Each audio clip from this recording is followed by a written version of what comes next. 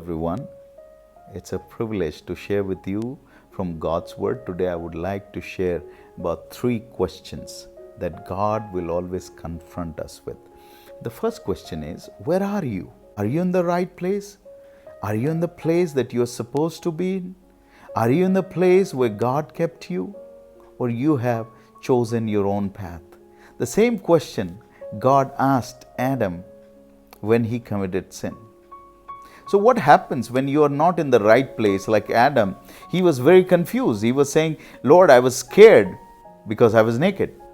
See, when you're naked, you're not scared. You feel shy about it, or you feel ashamed, or you're not scared. But Adam is telling, I'm scared, I was afraid because I was naked. And then he went on to blame Eve, his wife, and then he went on to blame God. He was blaming everyone. So this is what happens when you're not in the right place. You begin to blame yourself, you get confused, you blame others, you blame God. And that's what Adam was doing. He was supposed to be waiting to have fellowship with God, but he committed sin, and that's why he was scared, and that's why he was running away from God. And so God wants to ask the same question to us. Where are you? Are you in the right place? The same question Jesus asked in Luke 17. He asked, where are the 9? 10 lepers were healed, but only one got back. Because these 9 people were also supposed to be in the presence of Jesus and worshiping Him, thanking Him for what He has done for them. We just want to go our own way. We just want to fulfill our wish. And that's why God will gently confront you all the time and ask you this question. Where are you? Second question that God will ask us is, where is your brother? We live in a world which is very self-centered, and most of the time we think about ourselves, our well-being, our health, our protection, our security. Everything is about me. But Jesus wants to say, where is your brother? Because He has made us responsible towards our family, towards our friends, towards our brethren, towards our neighbors. And that's why He given us the greatest commandment, that love your neighbor. Because I can love myself, but it is very difficult to love my neighbor. And so God asked this question to Cain when he murdered his brother. Because people don't want to take responsibility of others. When there was no sin, God said it is not good for men to be alone, and that's why He created Eve.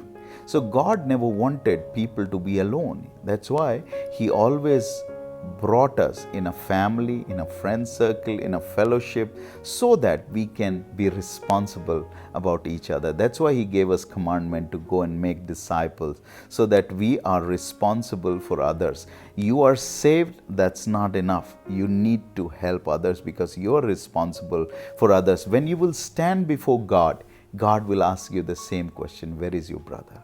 The third question that God will always ask us is, what is in your hand? Most of us, we tend to look around, we appreciate others, and then we start feeling inadequate. We feel we do not have that kind of voice, we do not have that kind of talent. And so most of the time we focus on others and we say, I don't look like that person, I cannot sing like that person, I cannot play like that person, I cannot preach or teach like that person. See, God has created you as a unique being. There are 7 billion people on this world, but nobody is like you. You are uniquely designed. God has given you different gifts. And so you need to focus on what God has given to you.